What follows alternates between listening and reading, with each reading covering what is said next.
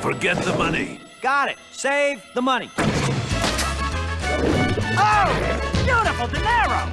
Moolah, simoleons, do-re-mi, cabbage! The Injustice universe is one corner of the DC multiverse that you definitely don't want to be a part of. Sure, it's entertaining as hell to look at it from the outside in, but to be a metahuman in it, much less an ordinary non-superpowered citizen, well, that's a whole different story. Suffice it to say that the Injustice timeline is one of the bleakest, if not the bleakest, reinterpretations of the DCEU and its entire pantheon. It's a world where Superman has basically become the fascist leader of the entire world for all time after the Joker killed Lois Lane and their baby. But as dark as this alternate Earth gets, the folks over at DC at least had the foresight to inject some much needed levity in this version of the DCU. And that's mostly thanks to the inclusion of Plastic Man in this brutal and downright depressing timeline. In this video, we're going to show you Plastic Man's best and funniest moments in the world of Injustice.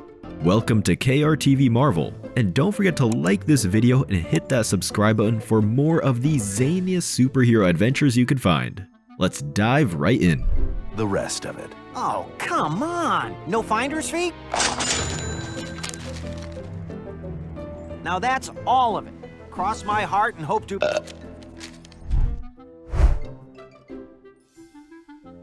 To give you some context, in the world of Injustice, Superman and most of the Injustice League have mostly outlawed masked vigilantes by penalty of death.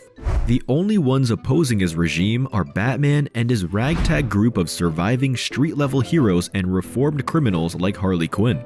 Of course, Batman and his crew of mostly non-superpowered heroes can't just waltz into Soup's fortress and expect to win. This isn't Frank Miller's TDKR continuity after all.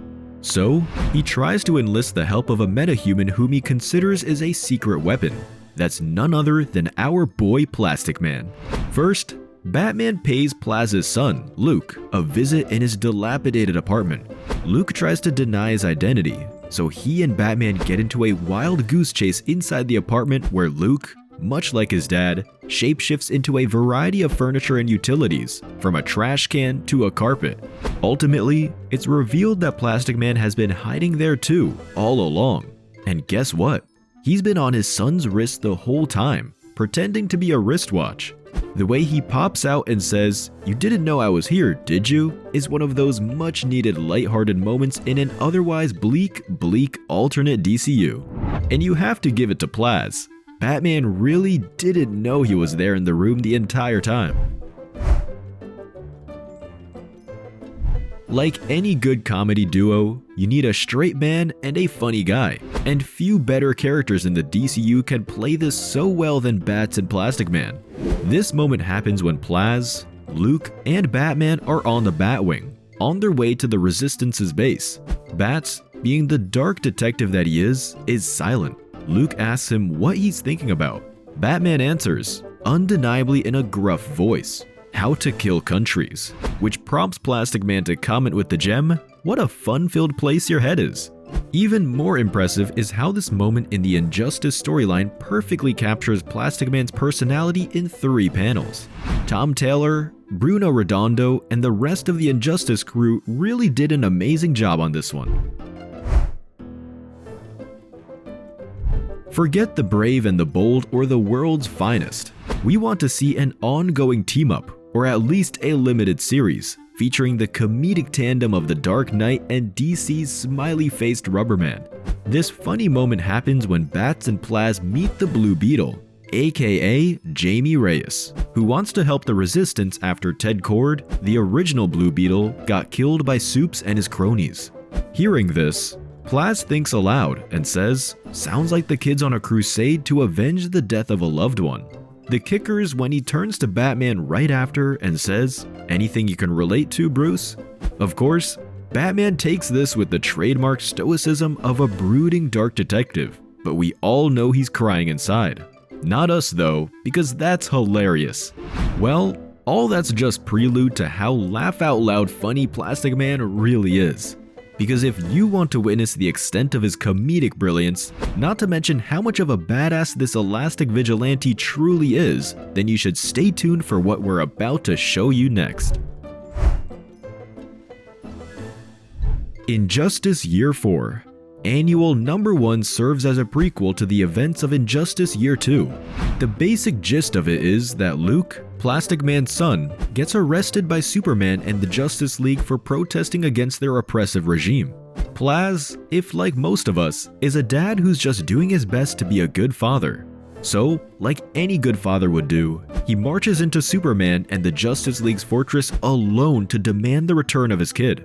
The exchange would have you laughing and admiring Plaz all at the same time. Superman tells him that he won't release his son, to which Plaz replies with the amazing line that's both funny and sadly echoes the state of the real world we're living in. Of course you can. What's the point of being a despot if you can't abuse your power for your friends? All the best dictatorships have a healthy sprinkling of nepotism. The best part? Plaz literally extends his hand and offers Superman a high five after delivering that line. Eventually, Supes gets tired of Plastic Man basically exposing his fascist butt to everyone in the room and lunges at Plaz. We fans were almost treated to probably one of the most memorable exhibits of superhero on superhero violence here.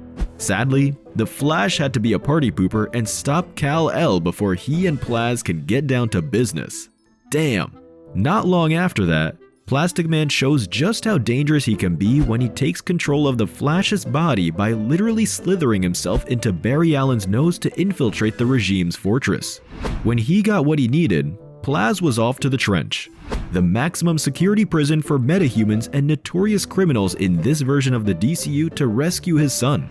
He enlists the help of the Trench's inmates, Green Lanterns who had their ring taken from them for standing up to Supes and villains like Killer Croc and Two-Face. They cause a distraction for him so he can sneak to Luke's cell and free the boy.